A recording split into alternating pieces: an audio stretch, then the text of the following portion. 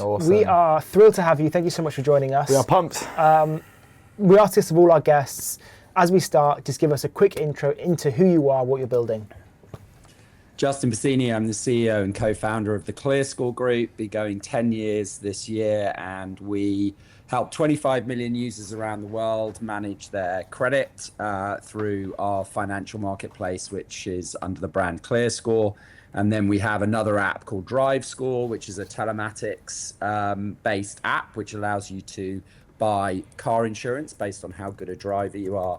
And then the third business we have is Data One, which is our open banking business.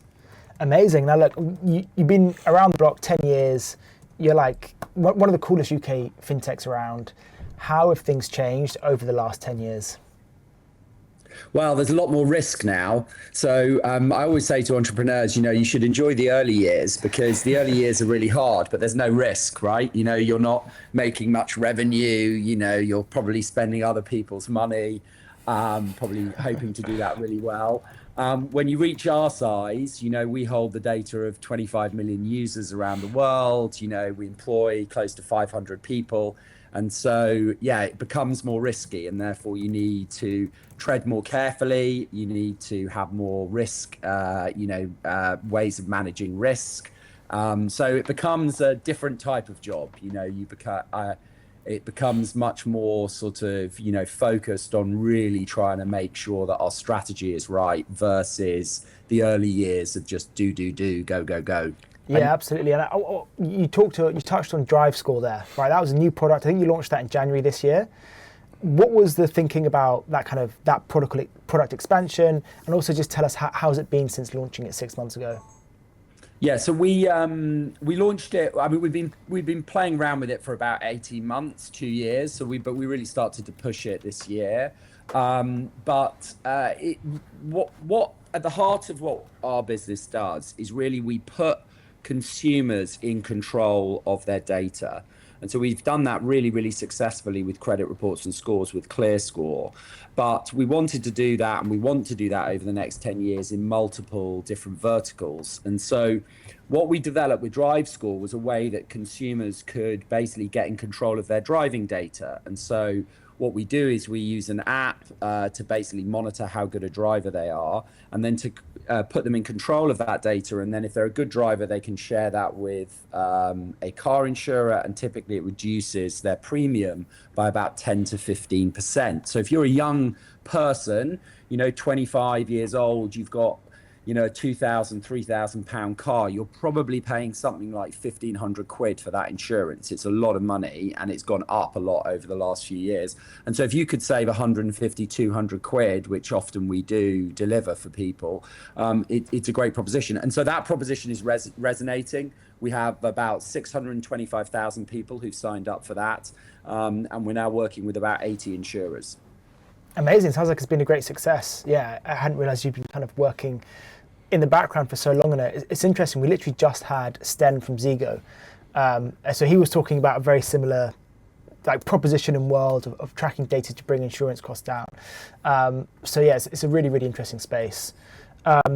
There's lots we want to get into. Yeah, I'd love to ask that. Just something that when we were researching you, Justin, before you came on, I've noticed how long you've been in sort of brand development and marketing. I mean, global head of marketing and comms at global banking at Deutsche Bank for nearly 4 years, then VP of marketing at Brandon Capital One, 4 years, chief product and marketing at Zap for 2 years. There's so much marketing here. I'd love to know I'm always looking at that that's your 10,000 hours sort of skill set throughout your whole career. What are some of the lessons you've learned? These are different companies that you've sort of led marketing themes at.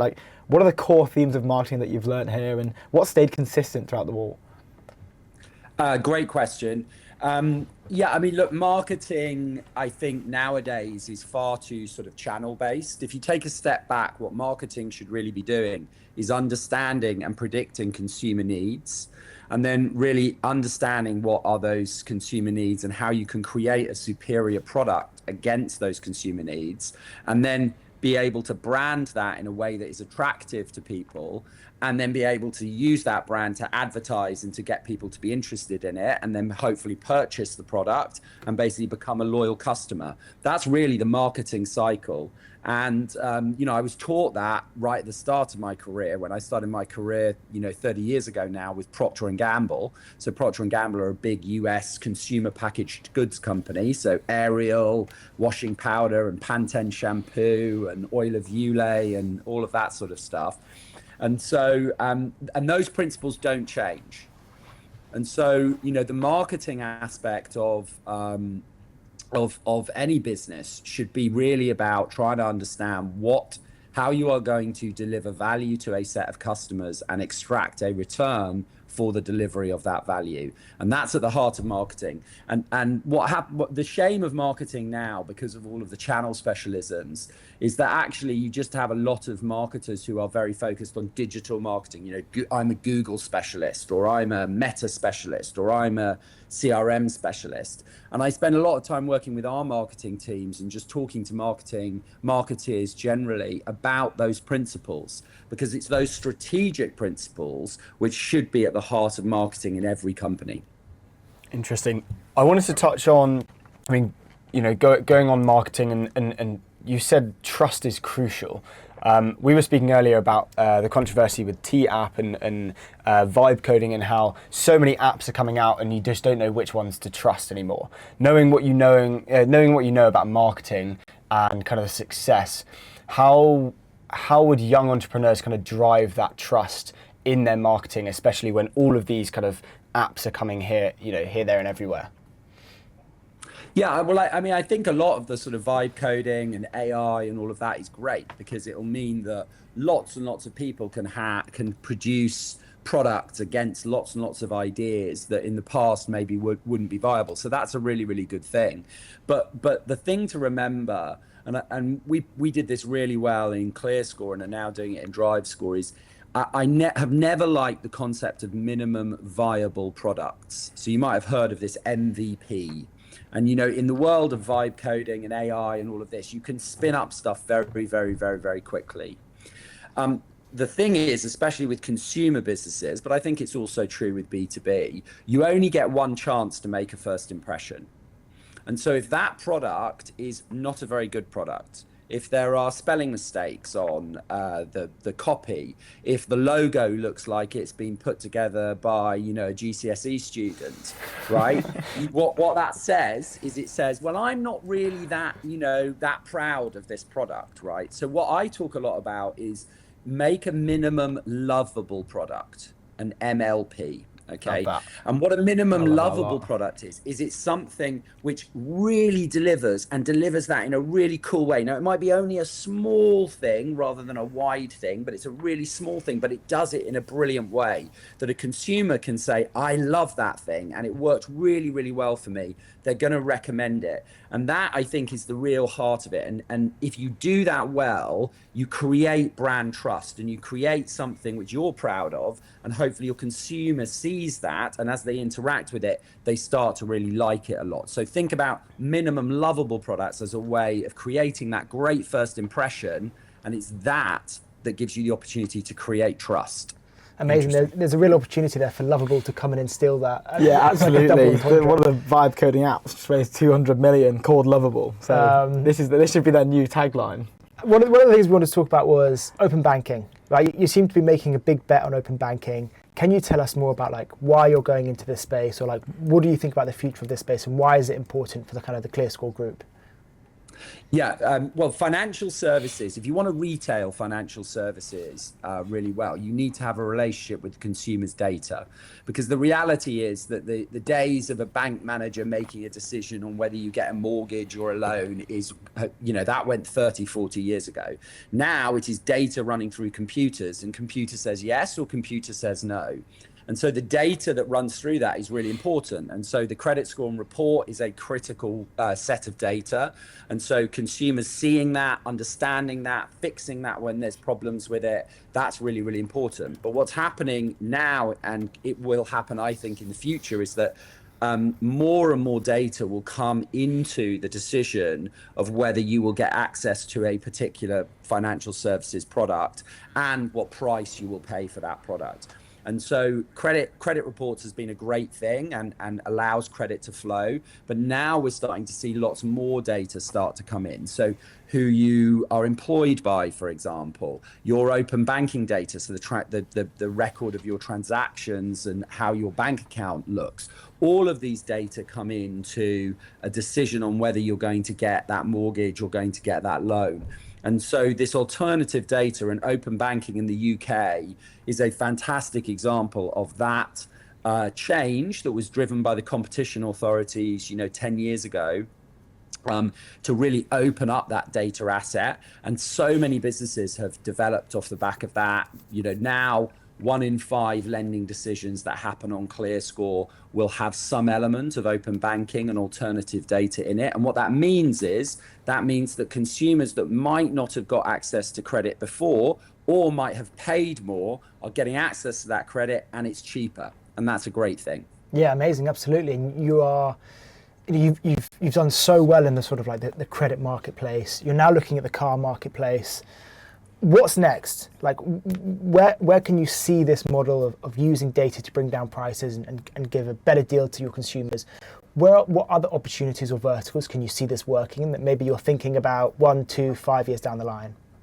Yeah, great question. Well, what we want to help people to do is master their borrowing. Okay. And so, our credit marketplace is fantastic if you're shopping for a credit card or an unsecured personal loan or car finance. It's really, there are so many exclusive offers, it's super easy to apply. There's loads of financial education. But if you think about master your borrowing, there's a lot of other borrowing products that currently we don't really offer. So we bought a business called Arrow Financial at the end of last year. It completed in January. And what that allows us to do is move into second charge mortgages. And ultimately, the mortgage, rent reporting, all of that stuff we want to bring in. And so what you'll see over the next 5 years from ClearScore is that we'll start to basically provide products and do what we've done in credit cards and unsecured personal loans for all types of lending products. Very exciting. Can't wait to see it. I'm conscious we're already over time, but like if we can have you for a few more minutes, one of the things that we're super excited to talk about is the future of ClearScore Group, and also how you're seeing ClearScore Group's future in the context of the UK capital markets, the sort of like the death of the IPO in the UK. Everyone's looking to the US. We're seeing initiatives like PISCES, which like ClearScore has been like rumored to be interested in or linked to. What's your take on the overall UK capital markets? Where do you think, ClearScore Group, or how is ClearScore thinking about potentially exiting or IPO down the line? Well, I never really think of it as an exit. I know everybody uses that word, but really it's just, it's the start of another chapter. And what I want for ClearScore is I want ClearScore to be delivering user value and partner value to the financial institutions for many more decades to come. And so I think about how do I continue that journey? And we're not slavish about the next step of the journey being an IPO, but it's definitely an option. And given IPOs take quite a long time to get organized, we're in a process of preparing and maturing our processes so that we may be at some point able to do that. And, I made a comment in the press 6 months ago now about the UK and London being a obvious market for us to list in should we choose to do that, and it got quite a lot of play. But I still stick by that because I think it is entirely obvious to me that as a UK business, we have benefited from being in the UK and all of the all of the way that the consumer operates here and the way that the regulator operates. That's been great for us. Our business is mostly UK. We're a household brand in the UK. And given the size of the business, if I was to go to the US, I would be a very small stock. And most fintechs, apart from maybe the Revoluts of the world, would be UK fintechs would be pretty small in the context of the US market. And that has ramifications on coverage, whether you get into the tracker, passive funds and things like that. So for us, focusing on a UK listing is the obvious thing that we would do. And that's what that would be a great story for us and a great endpoint. And, all of the changes that are being driven around the capital markets today, I think are absolutely great. And I think the innovation that is coming through, and you mentioned PISCES, I think we should be applauding that, because the more that the stock markets can innovate and create new opportunities for liquidity and for capital to flow, that is their customer value, right? And they should be doing that more and more. And I think PISCES is a great innovation. Again, we're not slavish about doing it or not doing it, but the idea that you might have access to a market of institutional investors where you can start to get your message out there and help to explain what your business is, and then have a window to provide secondary liquidity for employees or current investors, I think is a very attractive proposition. Now that's amazing to hear. We talk to a lot of late stage founders who are looking to get some liquidity, and yeah, it's amazing to hear like a pro UK, pro PISCES and the innovation that the government is pushing. So yeah, we love to hear it, and it's super exciting. And we're following it all closely. And it kind of feels like there just needs one or two companies to take the leap, and others will follow suit if they go well. And it feels like there's a real appetite for it. So we do think listing in the UK could still be a great success for these homegrown, well-known household names. But look, Justin, I'm conscious that we've already taken more of your time than we agreed. So thank you so much for joining us. We've absolutely loved having you. If at any point you've got news you want to announce, things you want to talk about, you're always welcome back. Absolute pleasure. Thanks for inviting me. And I think you guys are doing a great job, because we need more media banging the drum for the UK and for the great stuff that's happening in tech and fintech out of the UK, and taking a positive entrepreneurial type approach, I think, is really important. It's not common in our media, and so good for you guys. Wish you all the best with the show. Thank you so much. Thank you very much, Justin. Justin. Thanks.